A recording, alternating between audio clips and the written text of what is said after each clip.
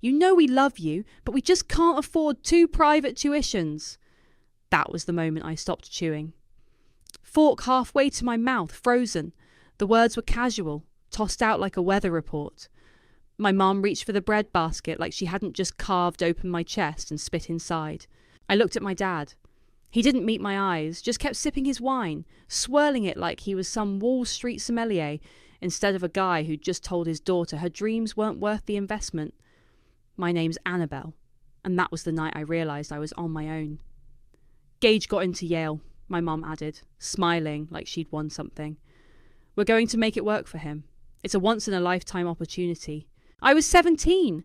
I had a 4.3 GPA, had worked 2 part-time jobs since sophomore year, and had just gotten into Northwestern with a partial scholarship. But Gage had potential. Gage was the golden boy. I pushed my plate away. "Community college has great programs," my dad said, finally looking at me.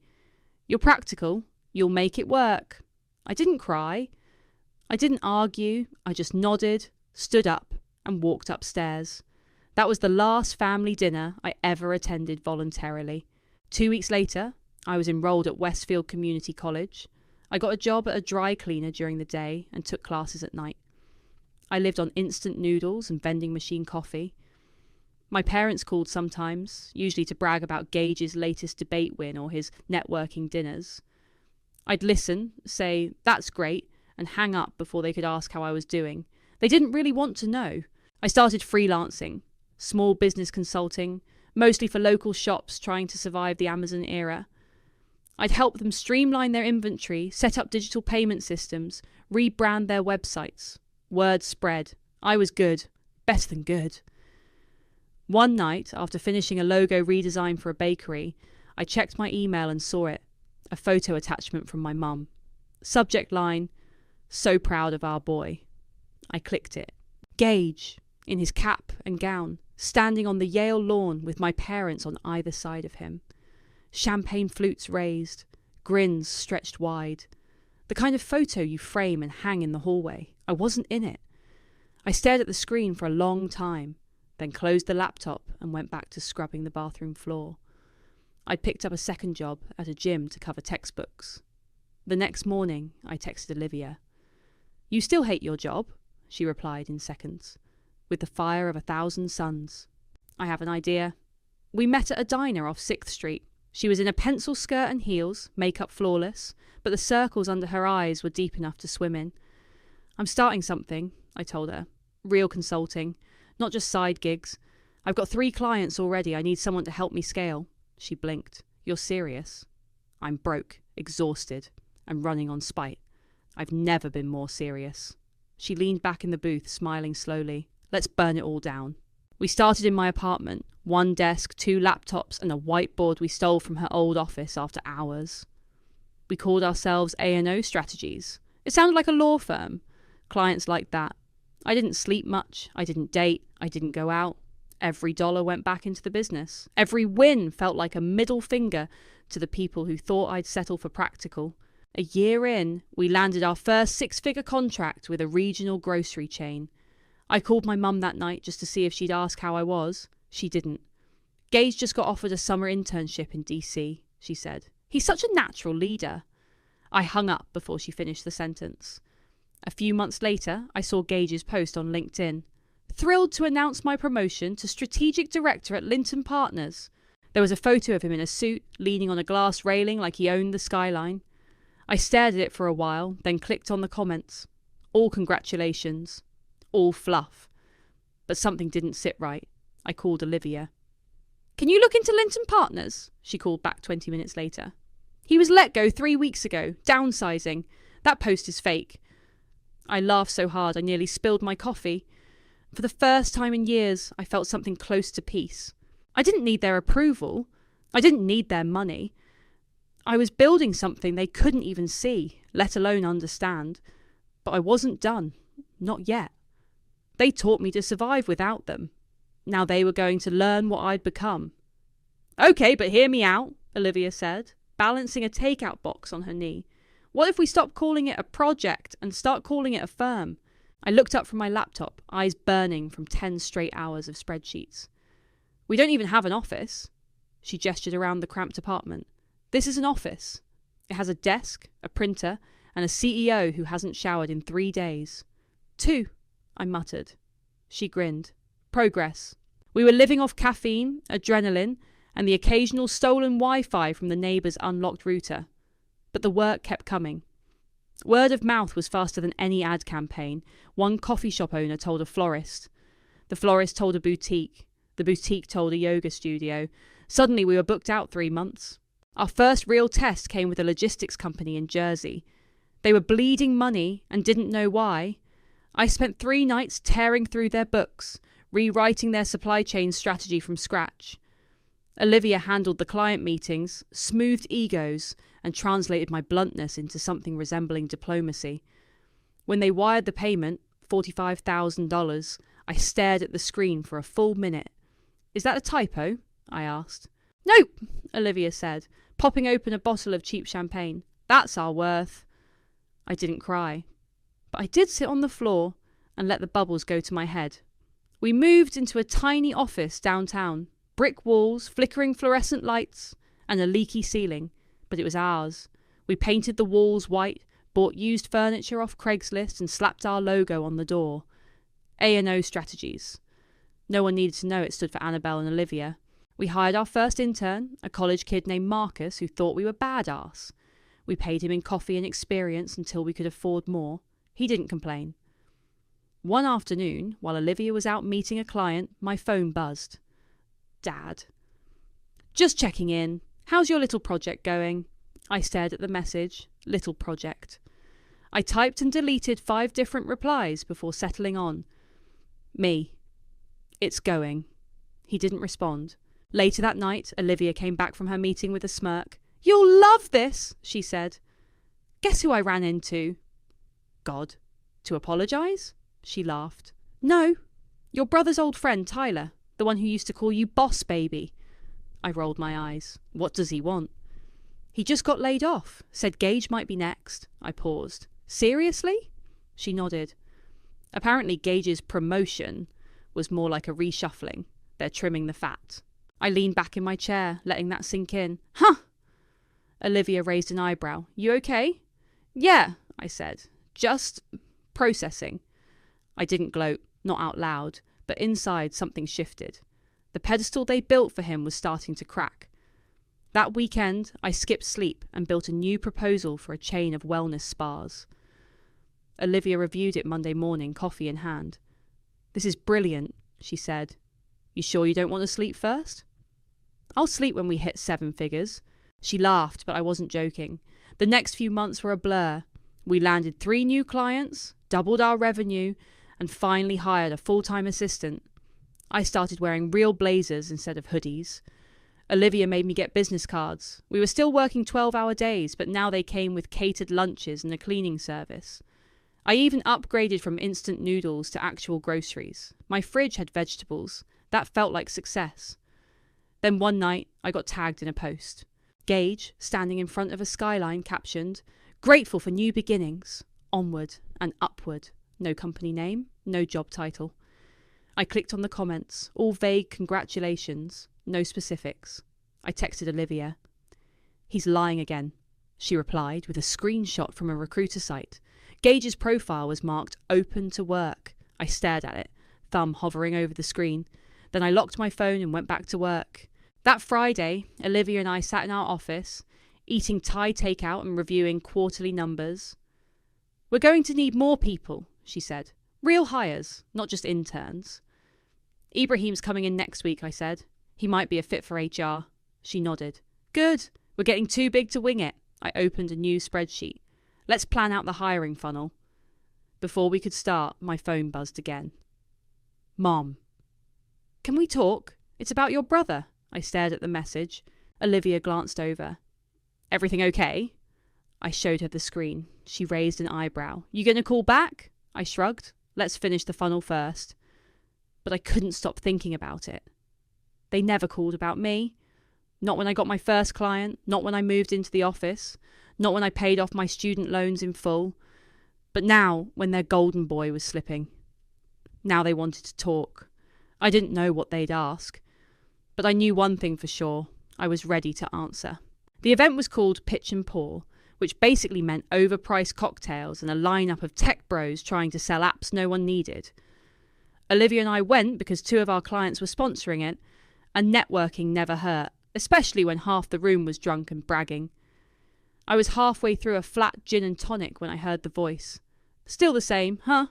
Cheap drinks, loud music, and a desperate crowd. I turned. Jake. Same smug smirk.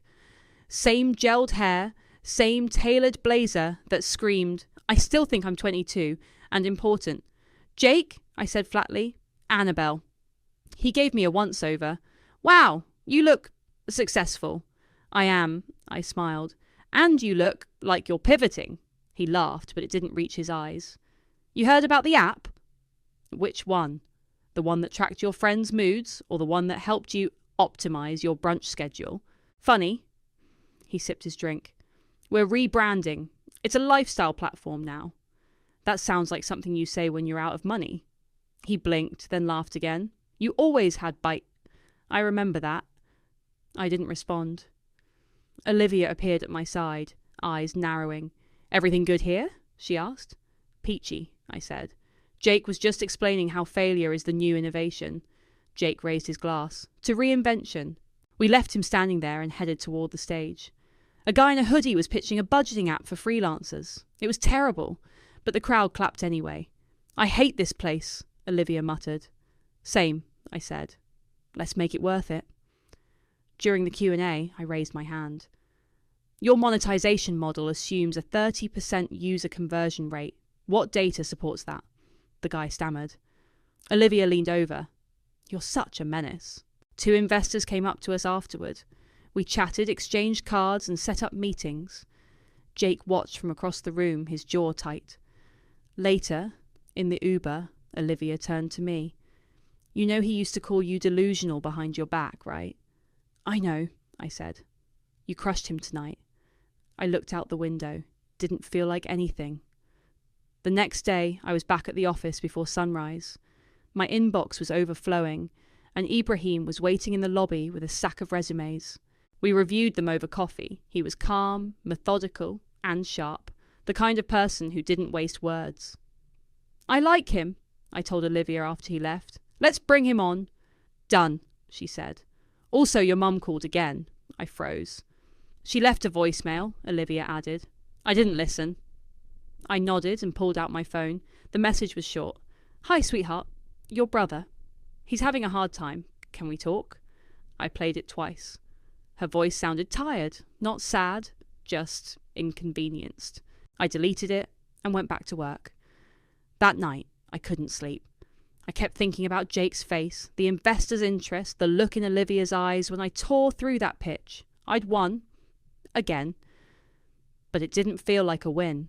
The next morning, I was in the middle of a Zoom call when my phone buzzed. Mum. Please, lunch, just us. I stared at the message, then typed a reply. Me. Fine. Friday, noon. The bistro. Olivia looked up from her desk. You sure? No, I said. But I'm going.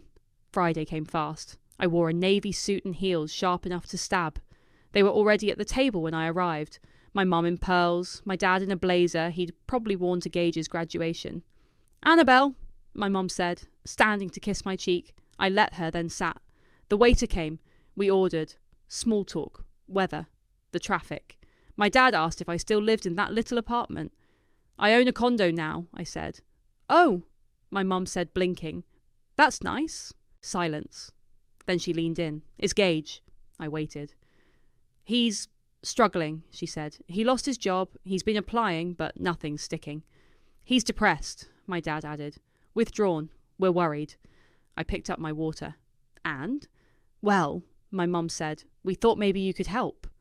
I raised an eyebrow. Put in a good word, she said. Maybe at your company? My fork clinked against the plate. You want me to get him a job? It's just an entry-level position, my dad said. He needs structure, a place to rebuild. I looked at them. The same people who told me to be practical, who funded his Ivy League education and sent me to community college, who never once asked how I was doing when I was working 2 jobs and eating canned soup. I smiled. "Sure," I said. "I'll see what I can do," my mum exhaled. "Thank you, sweetheart. We knew you'd understand." I paid the bill before they could argue. Back at the office, I walked into Olivia's office. "Set up an interview," I said. "Entry level, no favours." She looked up.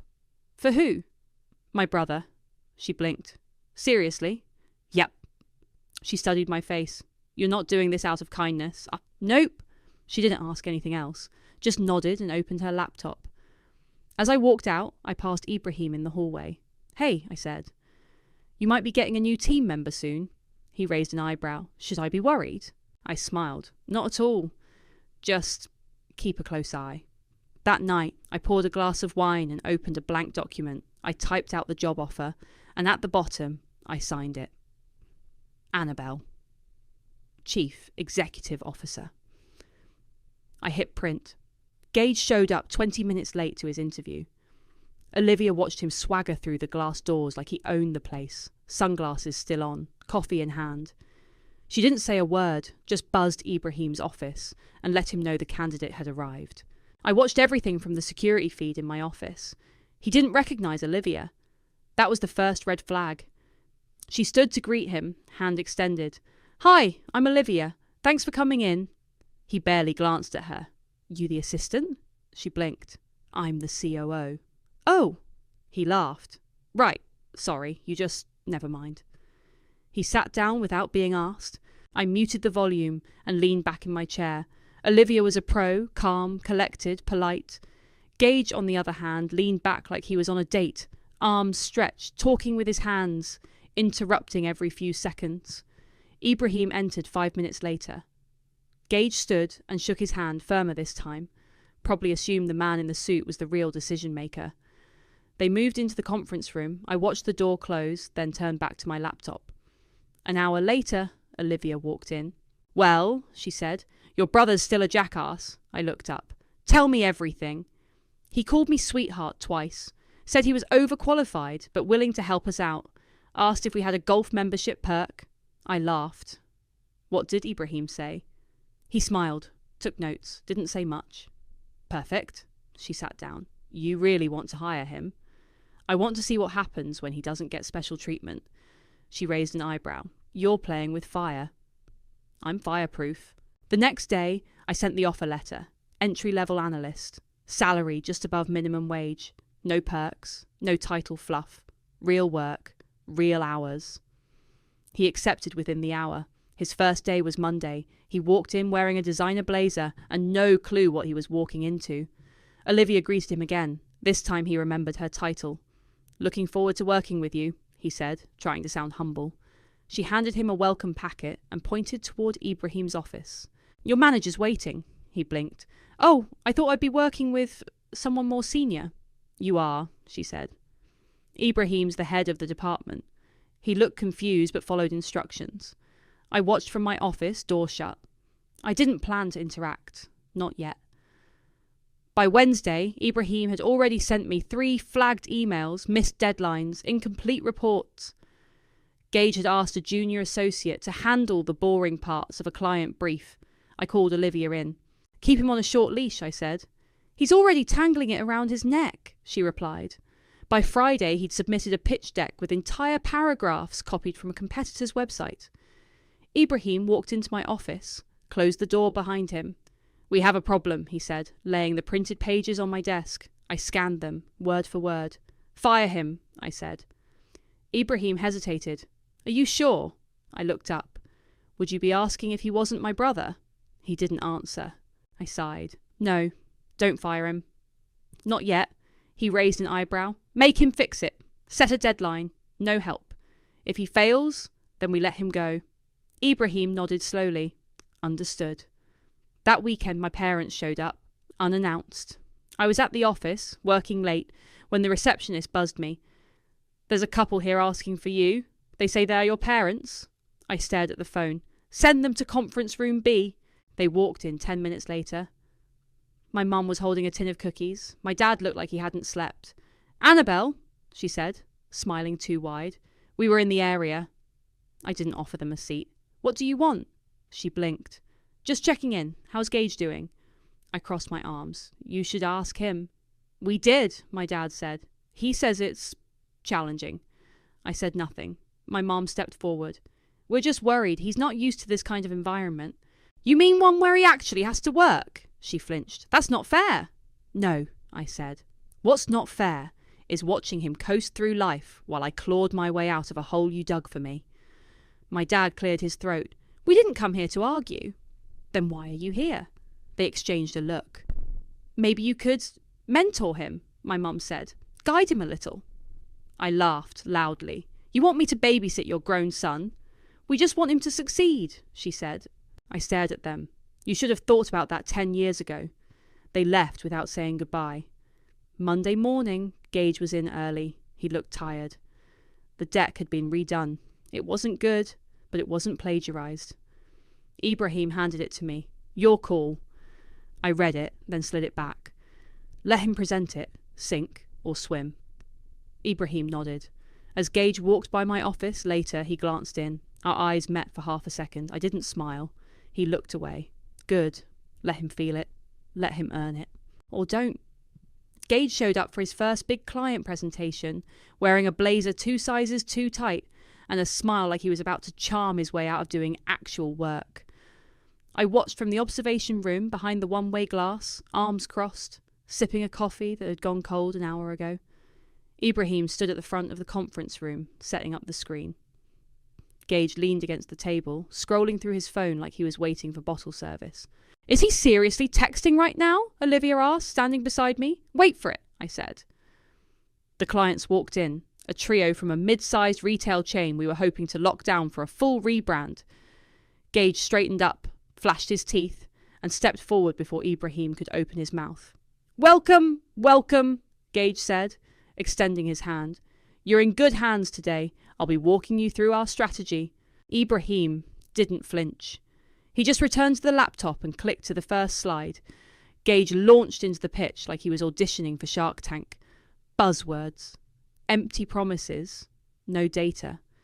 He even cracked a joke about millennial attention spans that landed like a brick. One of the clients glanced at his watch. Another scribbled something in a notebook. Ibrahim stepped in halfway through, gently redirecting the conversation, grounding it with actual numbers and projections. Gage looked annoyed, like someone had interrupted his solo. When it ended, the clients nodded politely and left with tight smiles. Ibrahim closed his laptop. Gage leaned back in his chair. Crushed it, he said. I turned to Olivia. He's delusional, she sighed. You want me to talk to him? No, I said. Let him keep thinking he's winning. Later that afternoon, I passed Gage in the hallway. He didn't say anything. Just nodded like we were colleagues, like he didn't know I was the one who'd signed his offer letter. I stopped at the break room. Marcus, one of our junior analysts, was making coffee. Hey, I said. How's it going? He glanced around, then leaned in. Gage told me to redo his report, said it was beneath him. I clenched my jaw. Did you? No, Marcus said. I told Ibrahim. Good. I walked back to my office, shut the door, and pulled up Gage's employee file. He was 3 weeks in. No improvements, no accountability, but I wasn't done with him yet.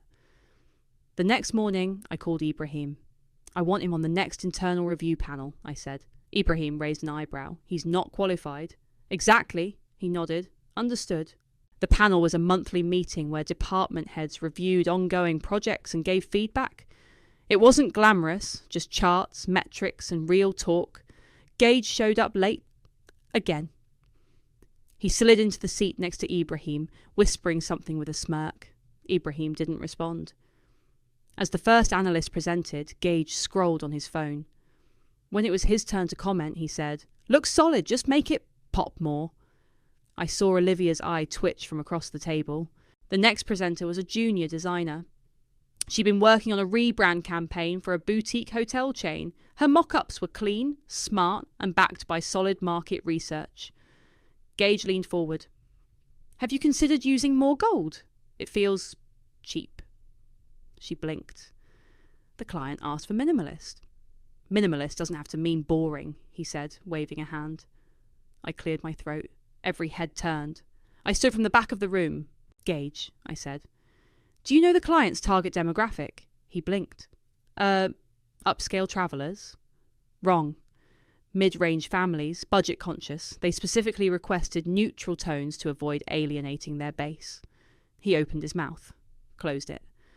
I turned to the designer. Your work is on point. Proceed. She smiled, relieved. I looked back at Gage. Stay after. The room emptied fast. He stood awkwardly, hands in his pockets. What's up? He asked, trying to sound casual. I walked to the front of the room.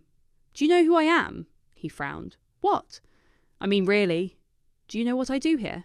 He hesitated. You're in upper management, right? I stepped aside and pointed at the plaque on the wall behind me. The one with my name.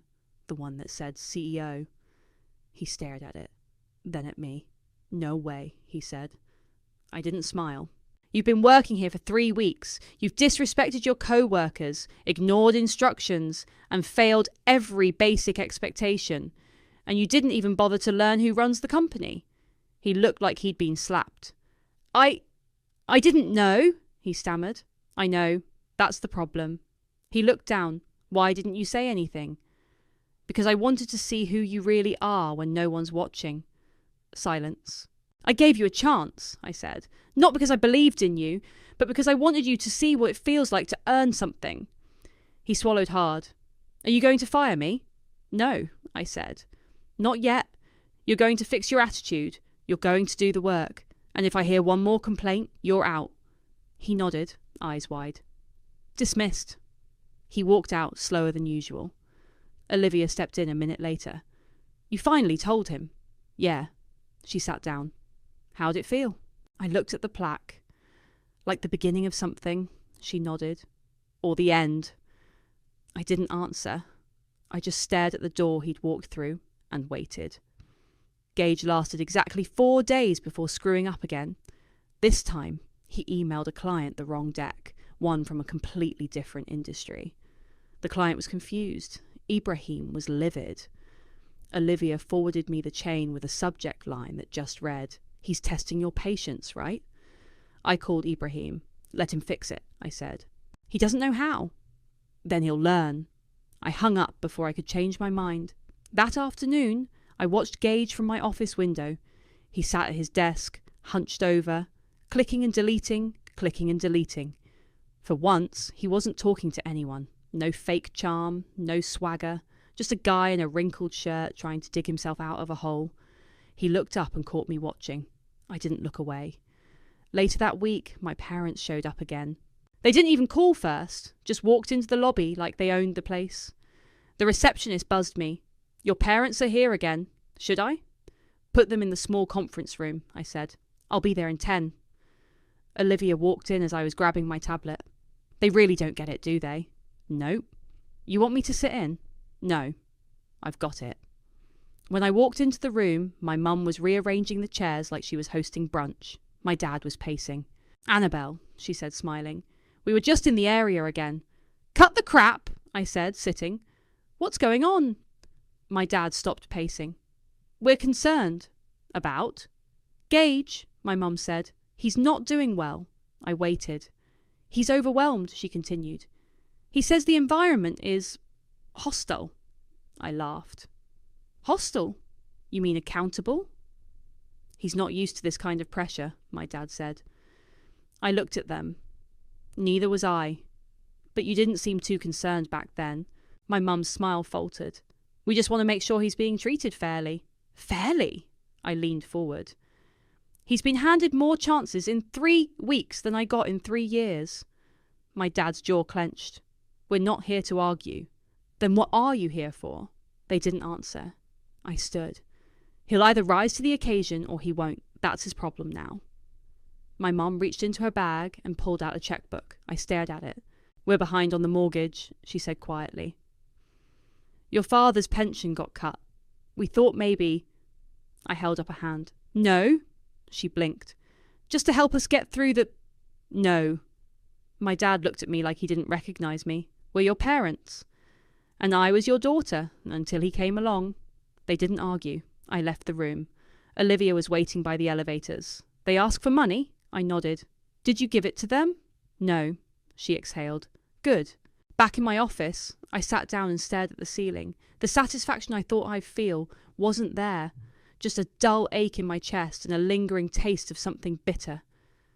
The next day, Gage was quiet. He didn't flirt with the receptionist. He didn't crack jokes in the break room. He sat at his desk and worked. Ibrahim knocked on my door around noon. He redid the deck, he said. It's not great, but it's clean, accurate. Progress, I said. Ibrahim hesitated. He asked if he could shadow one of the senior analysts. I raised an eyebrow. He said he wants to learn. I nodded. Let him. Ibrahim turned to leave, then paused. You know this is eating at you, right? I looked up. What? This game you're playing. It's not winning, it's bleeding. I didn't respond. He left. That night, Olivia and I stayed late, working through a proposal for a new healthcare client. You okay? She asked, not looking up from her laptop. I'm fine. You're lying, I sighed. They asked me for money. She closed her laptop. Wow. Mortgages behind, pensions cut. They didn't even try to hide it. And you said no? Yeah. Good. I stared at the wall. I thought it would feel better. Olivia leaned back.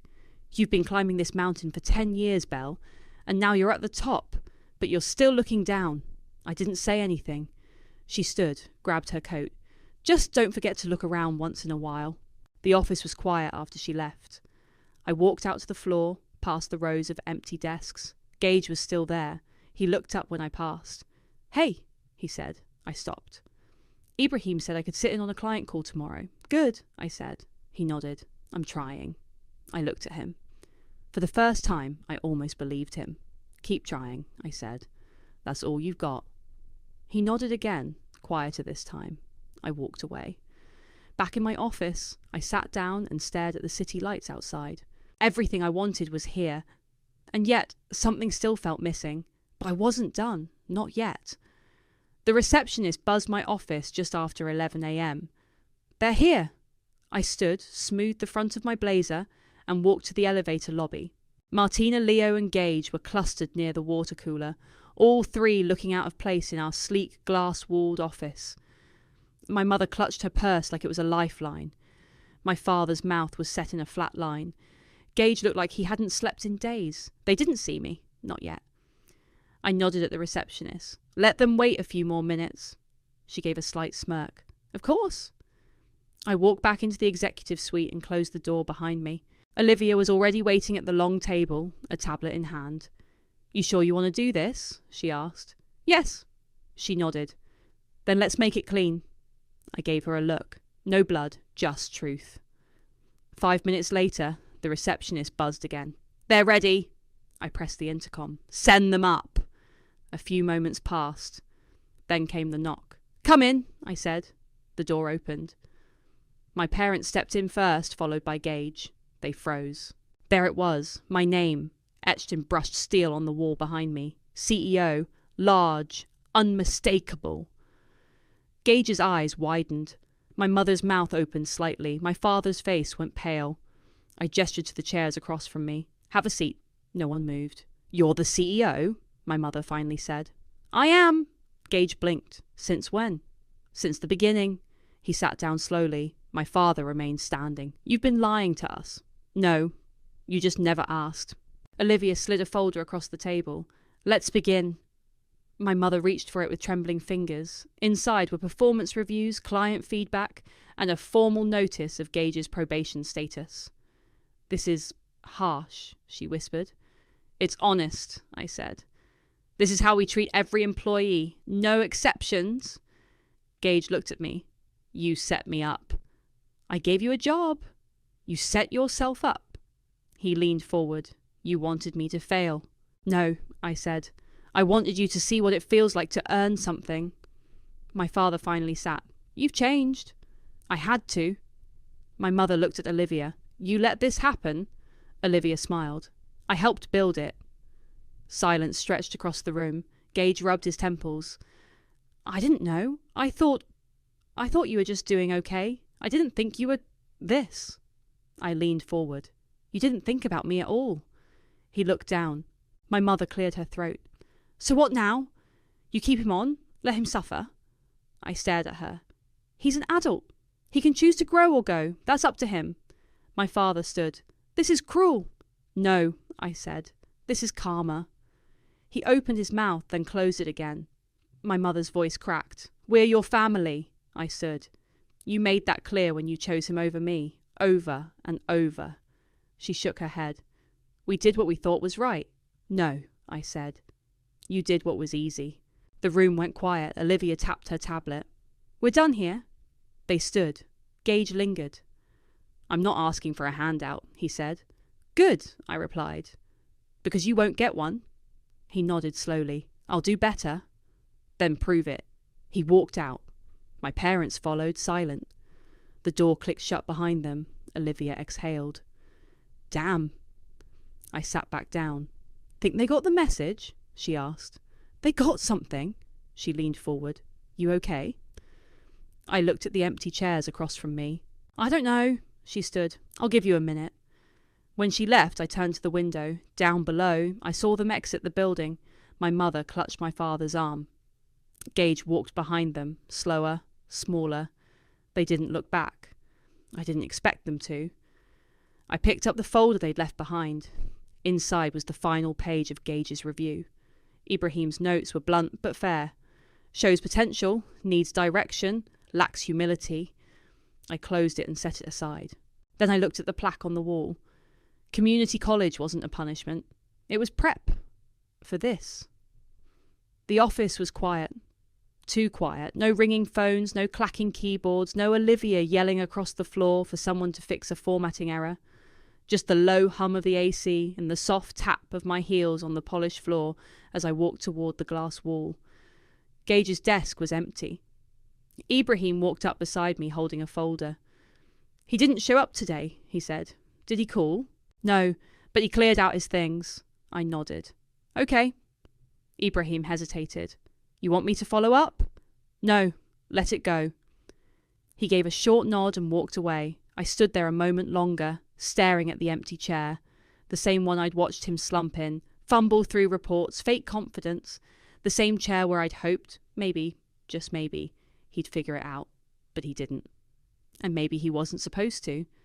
Back in my office, Olivia was waiting, arms crossed. So, she said, he's gone. I sat down. Looks like it. She tossed a manila envelope onto my desk. Final paycheck. Ibrahim said to sign it. I opened it, pulled out the check and stared at the name. Do we mail it? Already did, she said. Along with his exit paperwork. I nodded. Thanks. Olivia didn't move. You okay? I'm fine. She frowned. You don't look fine. I leaned back. What does fine look like? Not like someone who just won the war and forgot how to celebrate. I didn't answer. She sat down across from me. You got what you wanted. They saw you. All of them. They saw everything. Yeah. And? I looked at her. And it didn't fix anything. Olivia was quiet for a moment. Then she said, maybe it wasn't supposed to. I glanced at the window. The city stretched out in every direction, tall and cold and full of people who didn't know or care what it took to get here. I thought it would feel like justice, I said. It was, she replied. Just not the kind that hugs you after. I laughed, a short, tired sound. She stood. You still seeing Rosalind? Skipped a few weeks. Go back. I picked up my phone and stared at the screen. I'll call her. Good. She walked to the door, then paused. You're not alone, Belle, even when it feels like it. I nodded. After she left, I sat there for a while, staring at the empty chair across from me. Then I picked up the phone and dialed. Rosalind speaking. It's Annabelle. Oh, she said, surprised. Hi, it's been a little while. Yeah, I know. You want to come in? I looked around my office, the awards on the shelf, the framed first check from our first client, the photo of Olivia and me on the day we opened this place. Yeah, I said. I think I do. Rosalind's office smelled like lavender and old books. She offered me tea, which I declined, and waited until I sat before speaking. You look tired, she said. I am, she nodded. Tell me. I took a breath. They came to my office. My parents. Gage. She raised an eyebrow. How did that go? They found out I'm the CEO. And? They were shocked. Then they were ashamed. Then they asked for money. She didn't flinch. Did you give it to them? No. Why not? Because they didn't earn it. She smiled faintly. And you did. I did. We sat in silence for a moment. And yet, she said, you're here. I thought revenge would feel better. Did it feel good at all? I nodded. At first. And now? It feels empty. Rosalind leaned forward. Because revenge doesn't rebuild, it only burns. I looked down at my hands. So what now? You decide what comes next. You've proven your worth. Now you get to figure out who you are without the weight of proving it. I didn't respond. She didn't push. When I left her office, the sun was already setting. I walked instead of calling a car. The streets buzzed with noise and traffic and life. I passed a bookstore, a bakery, a flower shop. All places I once helped survive. All places that trusted me before I had a title. My phone buzzed, a text from Gage. Thanks for the opportunity. I wasn't ready. I hope you keep building something great. No excuses, no blame, just honesty. I stared at it for a long time. Then I typed, Despacis. I will. Take care of yourself. I didn't expect a reply. I didn't need one. Back at the office, I found Olivia in the break room, pouring herself a glass of wine. She held up the bottle. You in? I nodded. One glass. We sat on the couch, shoes off, the city glowing behind us. You know what they used to tell me? I said. What? That I was too practical. That I should be more like Gage, charming, bold, magnetic. Olivia raised her glass. Screw that. I clinked mine against hers. They wanted me to be practical. I took a sip. Now they know, I said. Karma is too.